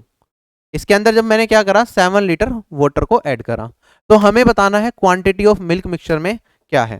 देखो मैंने वाटर ऐड करा तो किसे नहीं बदला, मैंने मिल्क को नहीं बदला, मैंने वाटर को ऐड किया है सिर्फ। जिसे नहीं बदलते, जो चीज कांस्टेंट होती है उसका रेशियो इक्वेट करते हैं। अगर रेशियो इक्वेट करना है, ये 5:3 है, इसमें किससे मल्टीप्लाई कर दूं कि एक का 5 बन जाए, तो 5 से करना पड़ेगा, तो 5:10। आप कहेंगे सर वाटर कितना ऐड करा है मैंने, 7 रेशियो किसके बराबर है, 7 लीटर वाटर ऐड करा था, तो 7 लीटर के 1:1 लीटर के बराबर, तो मेरे पास ये क्या हो जाएगा, मिल्क की क्वांटिटी पूछिए, मिल्क कितना होगा 5 इंटू में 5 लीटर। क्वेश्चन हो गया खत्म, ऑप्शन नंबर मेरा ए क्या हो गया, करेक्ट हो गया। चलें आगे फटाफट से नेक्स्ट क्वेश्चन पे चलते हैं। क्वेश्चन में क्या दे रखा है हमें, क्वेश्चन में कहता है 10 आदमी काम करने की शुरुआत करते हैं, आफ्टर सम डेज कुछ दिन के बाद 4 आदमी जॉब छोड़ के चले जाते हैं, जिसकी वजह से क्या होता है, जो जॉब मेरी 40 दिन में कंप्लीट होनी चाहिए थी वो कंप्लीट होती है 50 दिन के अंदर।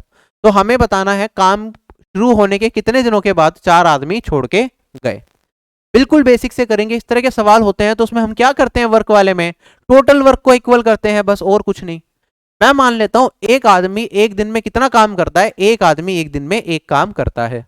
ठीक, तो मेरे पास 10 आदमियों ने काम की शुरुआत करी, तो एक दिन में कितना काम करेंगे, 10 काम करेंगे। ठीक है, वो काम मेरा कंप्लीट हो जाता 40 दिन में, अगर 10 के 10 आदमी काम करते हैं, तो एक दिन में 10 काम हो रहा है, 40 दिन में कितना काम होता है, 10 इंटू में 40, ये हो गया मेरा टोटल वर्क। अब हुआ क्या, कुछ लोग ना काम शुरू करने के बाद चले गए, हमें बताना है कितने दिन के बाद गए, तो मैं मान लेता हूं, सॉरी,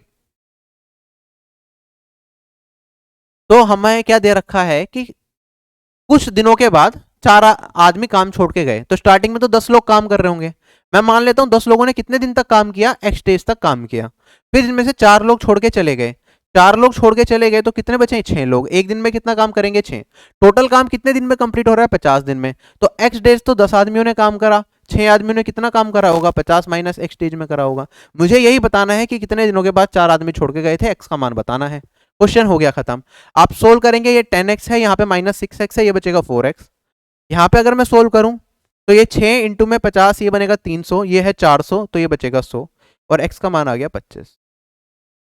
तो मेरे पास जो 4 लोग हैं वो 25 दिन के बाद काम छोड़ के गए होंगे, खत्म। विशाल जाकर आपके इस क्वेश्चन का जवाब मैं अभी दूंगा, ये मेंस के सवाल है ही नहीं, है प्री के सवाल हैं, लेकिन जो वहां पे आप आ रहे हो मैं उस चीज पे आने वाला हूँ, 1 मिनट रुको बस, ठीक है। ये प्री के भी नॉर्मल सवाल नहीं है, कौन सी शिफ्ट के सवाल है मैं आपको बताऊंगा।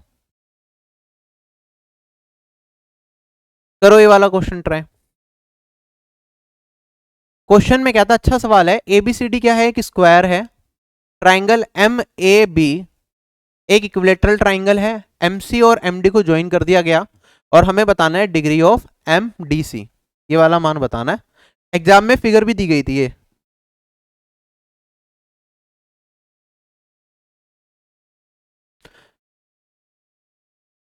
ये पहला प्रैक्टिस सेट है जिसमें क्वेश्चन इजी रखे गए हैं, आने वाले सेट्स में क्वेश्चन मुश्किल होंगे, ठीक है, लेवल अच्छा होगा। ये एक एग्जाम का मैंने पूरा शिफ्ट उठाया है, ठीक है। एसएससी सीजीएल 2022, सीजीएल 2022 की जो सबसे डिफिकल्ट शिफ्ट थी 8 दिसंबर शिफ्ट 1, सबसे डिफिकल्ट शिफ्ट जिसमें लोगों ने सबसे कम स्कोर किया, ये उस शिफ्ट का मैं पेपर करवा रहा हूं आपको, ठीक है। तो ये मेंस स्पेसिफिक नहीं है, लेकिन ये क्वेश्चंस आप देखें कि यही शिफ्ट सबसे मुश्किल लोगों को लगी, तो हम वो चीज यहां पे सोल्व कर रहे हैं, और क्वेश्चंस मुश्किल नहीं है।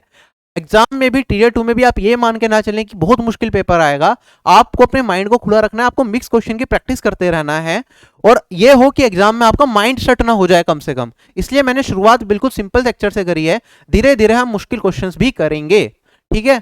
वो तो द्रोणाचार्य बैच में आप बिल्कुल बेसिक टू एडवांस हम पढ़ ही रहे हैं, उसमें क्या चैप्टर वाइज, और बीच बीच में मैं हर हफ्ते में एक सेशन कोशिश करूंगा मिक्स क्वेश्चंस भी हम प्रैक्टिस करते रहें, ठीक है। अब क्वेश्चन में क्या दे रखा है देखो, इस क्वेश्चन में आधे लोग गलती कर रहे हैं, 60 बोल रहे हैं, जो कि आंसर बिल्कुल गलत होगा। 13 दिसंबर शिफ्ट 1 का नहीं है, ये 8 दिसंबर शिफ्ट 1 का पेपर है, ठीक है शोभिक। सेम रिपीट हो गया होगा, बात अलग है, एग्जाम में क्वेश्चंस रिपीट भी हो जाते हैं। अब देखो कैसे सोल्व करेंगे इस क्वेश्चन को हम। ए बी सी डी क्या दे रखा है, स्क्वायर, डिटेल्ड कोर्स में भी करवाया सेम, स्क्वायर है तो सबसे बड़ी चीज क्या होगी, चारों साइड मेरी इक्वल होंगी। अच्छा सवाल है ये बहुत, तो चारों साइड्स इक्वल हैं, चारों एंगल 90 डिग्री हैं, सबसे पहले मैंने ये लिख दिया जिससे कि मैं कुछ भूल ना जाऊं। फिर कहता है एम ए बी क्या है, इक्विलेटरल ट्राइंगल। अगर ये इक्विलेटरल ट्राइंगल है मेरे भाई, तो ये वाली साइड जो स्क्वायर की साइड है, ये वाली लेंथ भी इसके बराबर होगी, ठीक। और अगर ये मेरे पास क्या आ गया, ये मेरे पास इक्विलेटरल ट्राइंगल है, तो मुझे ये भी पता है कि भैया ये एंगल 60 का होगा, ये एंगल 60 का होगा, और ये पूरा एंगल मेरे पास ये भी 60 डिग्री का होगा। क्या इतना पार्ट क्लियर है? जो दे रखा है मैंने बस वो लिख दिया जिससे कि मैं भूलू ना। हमें क्या बताना है, हमें एमडीसी, हमें एमडीसी, मुझे ये वाला मान निकालना है कि ये वाला मान बता दो क्या रहा होगा। अच्छा, अब कैसे, कुछ लोगों ने कहा 60, वो तो बिल्कुल ही गलत है, चलो देखते हैं। इसी टाइप का एक क्वेश्चन जो हम पहले कई बार एसएससी एग्जाम में पूछा जा चुका है, सबसे पहले मैं वो क्वेश्चन आपको याद कराता हूं, जो अगर आपको याद हो। ये क्वेश्चन डिटेल कोर्स में भी हमने करा, और एसएससी में 2017 में इसमें पूछा गया था कि मेरे पास एक स्क्वायर है, उसके ऊपर एक इक्विलेटरल ट्राइंगल है, अगर मैं ऐसे लाइन जोड़ दूं तो ये वाला एंगल बता दूं। ये क्वेश्चन था सीजीएल 2017 टीयर 2 में, ठीक। अब इस वाले क्वेश्चन को इसमें इन्होंने क्या करा, एडवांस्ड कर दिया कि भैया ये वाली लाइन भी मिला दो और ये वाला एंगल बता दो, ठीक। तो पहले मैं ये वाला क्वेश्चन आपको कराता हूं कि इस तरह के क्वेश्चन को कैसे करना होता था हमें। मैंने कहा भैया ये 90 डिग्री है, ये 90, ये 90, ये 90, ये इक्विलेटरल ट्राइंगल है, तो ये वाली साइड इस वाली साइड के बराबर, ये वाला एंगल हो गया 60 का। क्या मैं ये वाला एंगल बता सकता हूं? आप कहेंगे सर ये तो मेरे पास 90 और 60 150 हो गया, ये वाली साइड और ये वाली साइड अगर बराबर है तो ये तो आइसोसेलेस ट्राइंगल बन जाएगा। अगर ये आइसोसेलेस ट्राइंगल बन गया तो ये वाला एंगल और ये वाला एंगल बराबर 150, तो ये वाला एंगल कितना, क्या ये 15 का होगा और ये भी 15 का होगा। क्या मेरे पास जब मैं इससे सोल्व करूंगा, किसे सोल्व करूंगा, जब मैं इसे सोल्व करूंगा तो मेरे पास क्या है, ये वाली साइड अगर ए है, ये वाली साइड भी ए है, ये 90 है, एक 60 है, तो पूरा 150 हो गया। तो मेरे पास ये वाला एंगल कितने का आएगा, 15 का आएगा, और ये वाला एंगल भी कितने का आएगा, 15 डिग्री का आएगा। अगर ये वाला एंगल 15 डिग्री का आ गया तो क्वेश्चन खत्म हो गया भैया। ये टोटल 90 का है, ये 15 का है, तो ये वाला एंगल कितने का हो गया, 90 माइनस 15, ये हो गया 75। तो एग्जामिनर क्या करेगा, ऐसे ही चीजों को पूछता है।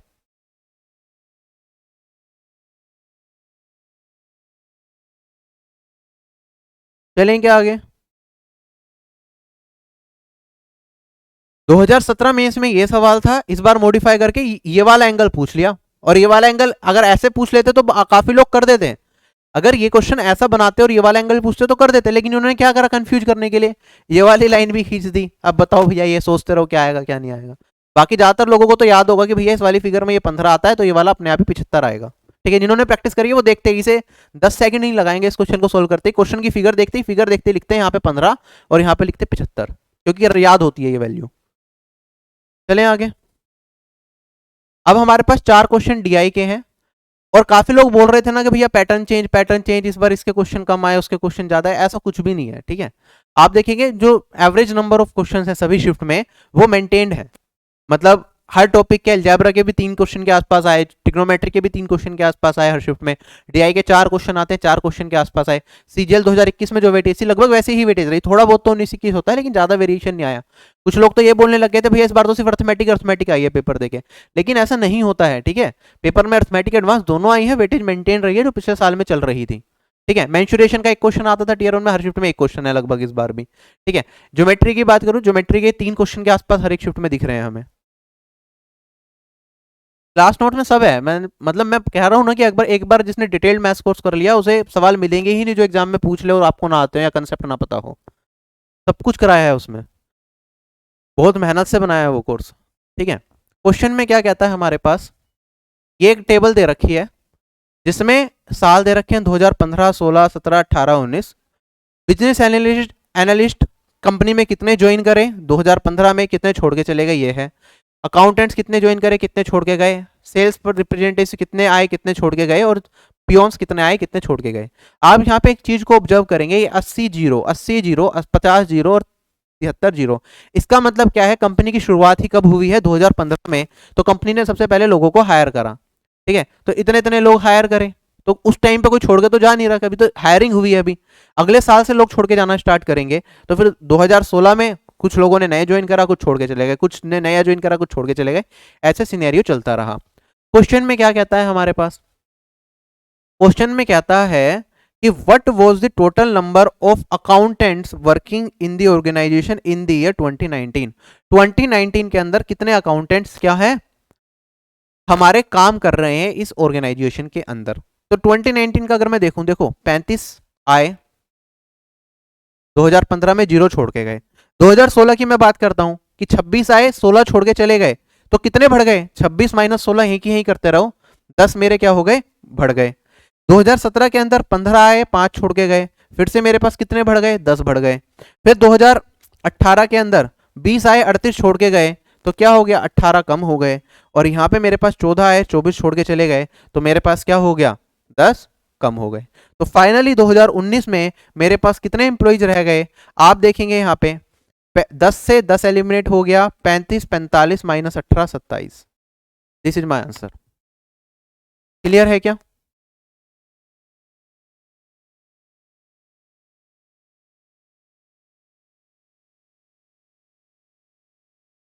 क्वेश्चन में क्या कहता है, अभी मैं आपको सीजीएल 2022 के सारे चैप्टर वाइज क्वेश्चंस भी पीडीएफ तो मैंने डाल दी है।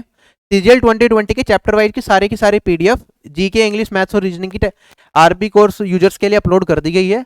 साथ ही साथ इसके मैथ्स के बेस्ट क्वेश्चंस वो भी मैं करा दूंगा, वो भी चैप्टर वाइज, कि जैसे प्रॉफिट एंड लॉस के 5-6 क्वेश्चन अच्छे लगे, टोटल जितने भी 80 क्वेश्चन पूछे गए उसमें से, तो वो करा दूंगा। ठीक है, फिर सिंपल इंटरेस्ट, कंपाउंड टेस्ट के अच्छे क्वेश्चंस, सीआई और बाकी जितने भी चैप्टर हैं सबके अच्छे क्वेश्चंस भी मैं आपको एक अलग से एक सीरीज के अंदर करा दूंगा, जिससे कि आपको सारे पेपर्स भी ना सोल्व करने पड़े। वैसे तो सारे कर लोगे तो बेटर है, आपकी स्पीड बनेगी, तो लेकिन इंपॉर्टेंट क्वेश्चंस भी मैं सारे के सारे आपको करवाऊंगा। ठीक है, क्वेश्चन में क्या दे रखा है हमें, नंबर ऑफ मॉन्यूमेंट्स दे रखे हैं 5 सिटीज के अंदर, तो हमें बताना है ratio of number of monuments in B to the monuments in D. तो बी के अंदर मॉन्यूमेंट्स कितने हैं, 30, डी के अंदर मॉन्यूमेंट्स कितने हैं, 150, रेशियो बता देंगे कितना आ गया, 1:5, खत्म। नेक्स्ट क्वेश्चन हमारे पास, क्वेश्चन में क्या दे रखा है, कितने मेरे पास यहाँ पे 4 प्रोडक्ट्स दे रखे हैं, मार्च में कितने इसके प्रोडक्शन हुई वो बता रखा है, जून में कितना हुआ, सितंबर में कितना हुआ, दिसंबर में कितना हुआ। तो Y's total production is what percentage of जेड्स टोटल प्रोडक्शन, वाई की टोटल प्रोडक्शन कितनी परसेंट है जेड की टोटल प्रोडक्शन के। अब देखो वाई की टोटल प्रोडक्शन निकालो, यहाँ पे 17 और 13 30, 48, 56, अगर मैं जेड की निकालूंगा 33, 45, 64, ये 56 कितना परसेंट है 64 का, 8 से काट देंगे तो 7:8, तो 7:8 क्या होता है 87.5%। 7/8 इंटू में 100 करूंगा, यही होती है ना वैल्यू। 1/8 आपको पता है, 1/8 12.5 होता है, 100 में से 12.5 को घटा देंगे तो 87.5 आ जाएगा। खत्म हो गया क्वेश्चन। नेक्स्ट क्वेश्चन हमारे पास आज की क्लास का आखिरी सवाल। कल से नहीं, अभी रुको, उसके लिए थोड़ा टाइम लगेगा। करो ये वाला क्वेश्चन ट्राई।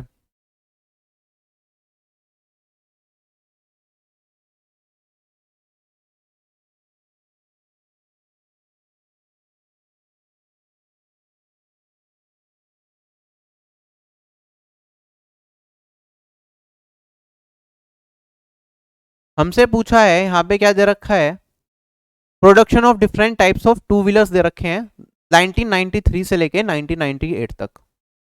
ठीक है, कि कितना कितना प्रोडक्शन हुआ। ठीक है, type A, type B, type C, type D, type E और टाइप एफ का यहाँ पे नीचे टोटल भी दे रखा है। कहता है what is the percentage increase in the total production of all types of two wheelers in 1998 in comparison to 1996। ठीक है, 1998 में कितना प्रोडक्शन हुआ, इतना। 1996 में कितना प्रोडक्शन हुआ, इतना। कितने परसेंट इंक्रीज हुआ ये बताना है। तो आप 334 में से 268 को घटाएंगे। अगर मैं 68 में 32 जोड़ दूं, 32 और 34, 66। 66 का इंक्रीज है कितने में, 268 में, इंटू में 100%। ये मेरा क्या आएगा, इस क्वेश्चन का आंसर आएगा। नियरेस्ट टू एन इंटीजर बताना है, 4 ऑप्शन दे रखे हैं, 27, 25, 24 और 26। कैसे सोल्व करेंगे। अब देखो यहाँ पे हमें कैलकुलेशन करनी पड़ेगी। ठीक है, उस किए बिना काम चलेगा नहीं, तो मैं इसे 33 बना लेता हूँ और इसे मैं बना लेता हूँ। अगर मैं 2 से काट दूंगा तो ये वाली वैल्यू आ जाएगी 134। अब देखो यहाँ पे काटने को तो मैं इसे अगेन फिर क्या करूंगा, 2 से काट दूं तो ये 50 बन जाएगा, फिर ये 77 बन जाएगा। वो करने का फायदा नहीं है, इसे 100 में ही रहने दो। यहाँ पे कैलकुलेशन आपकी ज्यादा आसान होगी। जब भी 100 की टर्म्स में हो ना, नीचे चाहे बड़ी वैल्यू से डिवाइड करना हो, कैलकुलेशन थोड़ी आसान रहती है। जैसे 134 से 330 को अगर मुझे काटना है, क्या वैल्यू आएगी। आप कहेंगे सर यहाँ पे पहले 2 टाइम्स जाएगा, ये हो गया मेरे पास 268। कितना बचेगा, 62 बचेगा। 620 कितने टाइम्स जाएगा, आप कहेंगे सर 5 टाइम्स करूंगा तो मेरे पास क्या आएगा, नियरेस्ट टू एन इंटीजर बताना है, ध्यान रखना क्या बताना है, नियरेस्ट टू एन इंटीजर। तो 134 को 5 टाइम्स करता तो मेरे पास वैल्यू क्या आती, क्या ये 670 आती। ठीक है, 670 के पास है क्या, ये है। अगर मैं 4 टाइम्स करता इसे तो वैल्यू कितनी आती मेरे पास, ये वाली वैल्यू आती 520, 532। किसके पास है ये बताओ जल्दी से, 536 सॉरी। इसके पास है 620 है, इसके पास है, इसके पास ज्यादा है, तो अप्रोक्सीमेट वैल्यू क्या आएगी मेरे पास 25। क्वेश्चन हो गया खत्म। ठीक, तो आप गैप से भी देख सकते थे, आपने 5 टाइम्स निकाला। ठीक है, 5 टाइम्स मुझे इसके वैसे भी ज्यादा नियरेस्ट लग रहा था, तो मैं देख रहा था यहाँ पे गैप क्या है 50 का। 134 का आधा क्या होता है 72। कौन सा 72 से अगर ज्यादा कम होती ये वाली वैल्यू तो मैं 24 के साथ जाता, 72 से बड़ी है ये वाली वैल्यू कम है तो मैं 25 के साथ चला गया। क्या ये चीज क्लियर हो गई, 25% इज माई राइट आंसर। ठीक, तो अब देखो जो क्वेश्चन मैंने कराया ये 8 दिसंबर शिफ्ट 1 के थे, ये सीजीएल 2021 के मोस्ट डिफिकल्ट शिफ्ट के क्वेश्चंस थे। ठीक है, अगर मैं बात करता हूं, क्वेश्चन मुश्किल नहीं होते एग्जाम में प्रेशर के कारण हम एग्जाम में बेकार परफॉर्म करके आते हैं। होता क्या है ना, हमने चैप्टर वाइज प्रैक्टिस कर ली, एग्जाम से पहले मॉक्स नहीं दिए, मिक्स क्वेश्चंस की प्रैक्टिस नहीं करी, तो क्या होगा, क्वेश्चन देखेंगे पता है क्या हुआ है लेकिन स्ट्राइक नहीं करेगा, क्योंकि मैथ्स का सिलेबस आपका इतना है। ठीक है, और इतना सारा चीजें पढ़ तो लेते हैं हम, लेकिन उनकी रिवीजन सही नहीं होती, जिसकी वजह से एग्जाम में क्वेश्चंस को हम टाइमली नहीं कर पाते। बहुत सारे क्वेश्चन जैसे मैंने आपको बताया यहाँ पे करवाए कुछ ही सेकंड्स में, 10 सेकंड में, 15 सेकंड में, 20 सेकंड में, लेकिन हो सकता है आपको उसके लिए लगा हो 1 मिनट। और ये 1 मिनट इसलिए नहीं लगा कि आपको आता नहीं है, इसलिए लगा क्योंकि आपकी रिवीजन में कमी है। ठीक है, या तो आपने प्रॉपर नहीं पढ़ा है तो आपने रिवीजन प्रॉपर नहीं करी। तो बहुत ज्यादा पढ़ने से अच्छा हमेशा ये होता है कि जितना भी पढ़ो उसे अच्छे से रिवाइज करके जाओ। एक बार रेलिवेंट कंटेंट आपको सारा एक जगह से मिल जाए, वहां से आपने कंप्लीट अपनी सारी चीजें पढ़ ली, और उसके बाद मैक्सिमम आपने क्या करा, उसकी रिवीजन करते रहो और मिक्स क्वेश्चंस की प्रैक्टिस करते रहो। आप बहुत बेहतर परफॉर्म करेंगे एग्जाम के अंदर। 23 करेक्ट, 1 रॉन्ग, 1 स्किप, बहुत अच्छे। Topic 23 is a good attempt. Reasoning की प्रैक्टिस सेशंस अपलोड होंगे ऐप पे, ठीक है। जीएस के लिए ऑलरेडी डाले हुए हैं practice sessions, physics chemistry biology के। बाकी पॉलिटी के भी कुछ ऐड कर लेंगे, हिस्ट्री के भी ऐड, बाकी सेक्शंस के थोड़े थोड़े ऐड कर लेंगे। बाकी आप जो कोर्स है ना, जीके में सबसे ज्यादा इंपॉर्टेंट होता है जो आप कोर्स पढ़ते हो, ठीक है। जीके में सबसे ज्यादा इंपॉर्टेंट क्या होता है, जो आप कोर्स पढ़ते हो, क्योंकि उससे आपको क्या करना है। मैथ्स में तो आप प्रैक्टिस इसलिए करते हैं कि भैया आप आओगे, क्वेश्चन को देखने का आप नया नजरिया बताओगे या कैसे कम टाइम में सोल्व करना वो बताओगे। जीके में टीचर आपको ये थोड़ी ना बताएंगे कि क्वेश्चन को देख के कम टाइम में कैसे सोल्व होगा, ठीक है। वो तो आपको अगर पता है तो आप करोगे, नहीं पता है तो नहीं करा। ज्यादा से ज्यादा ये हो सकता है कि 4 ऑप्शन दे रखे हैं, टीचर क्वेश्चन एक्सप्लेन करते, उससे रिलेटेड कंसेप्ट एक्सप्लेन कर दे, 4 ऑप्शंस को थोड़ा थोड़ा बता दे। बट वो रैंडम प्रैक्टिस होगी ना, उससे बेटर है कि आप सिक्वेंशियल वे में लेक्चर 1 से लेके, अगर 30 लेक्चर है एक पर्टिकुलर टॉपिक के, 30 के 30 लेक्चर देख लो। टाइम कम है तो उनकी पीडीएफ देख जाओ, अगर वो सब्जेक्ट पहले पढ़ रखा है, सारा कंटेंट आपके पास आ गया, तो क्वेश्चन जो बनेंगे वहीं से तो बनेंगे, ठीक है। और उससे हटके बनेंगे तो वो किसी को भी नहीं आता होगा। क्या ये चीज समझ में आई? तो प्रैक्टिस की नीड आपको किस किस में होगी, आपको रीजनिंग में प्रैक्टिस की नीड होगी और मैथ्स में प्रैक्टिस की नीड होगी, इन दोनों चीजों में सबसे ज्यादा होती है। उसके बाद आपको इंग्लिश में प्रैक्टिस की नीड इसलिए होती है कि आप एरर को आइडेंटिफाई कर पाए या नहीं कर पाए, तो टीचर्स कुछ अप्रोचेस बता देते हैं कि भैया इस तरीके से आप देखो, एरर ऐसे निकलेगा। उसमें भी इंग्लिश में भी आपको synonym, antonym, one word substitution, उसमें जो इतनी ज्यादा जरूरत नहीं होती कि टीचर आपको प्रैक्टिस कराए। टीचर की प्रैक्टिस की नीड होती है क्लोज टेस्ट में, चलो टीचर ने आके समझा दिया कंसेप्ट, एरर्स वाले क्वेश्चंस हो गए, उसमें टीचर ने प्रैक्टिस करवा दी, वहां पे इंग्लिश में नीड होगी आपके टीचर की हेल्प की। बाकी चीजें सिनोनिम वगैरह ये आपने प्रीवियस ईयर की पीडीएफ उठाए, उससे देख के फटाफट कंप्लीट कर सकते हो। वरना अगर आपको याद करने हैं तो टीचर याद करवा देगा, लेकिन प्रैक्टिस की क्वेश्चंस करवाए टीचर एमसीक्यू, उससे इतना ज्यादा बेनिफिट आपको नहीं मिलेगा, ठीक। तो जो सबसे ज्यादा प्रैक्टिस की नीड होती है वो होती है मैथ्स के अंदर और रीजनिंग के अंदर, जिसमें टीचर्स कुछ नई चीजें आपको बता रहा होता है प्रैक्टिस के दौरान, या फिर आपको एग्जाम में प्रेशर हैंडल करना बता रहा होता है, जो आपको मदद करता है। जीके में क्या प्रेशर हैंडल करोगे, आपको आता है तो करोगे, नहीं आता तो नहीं करोगे। तो इन चीजों को ध्यान रखें।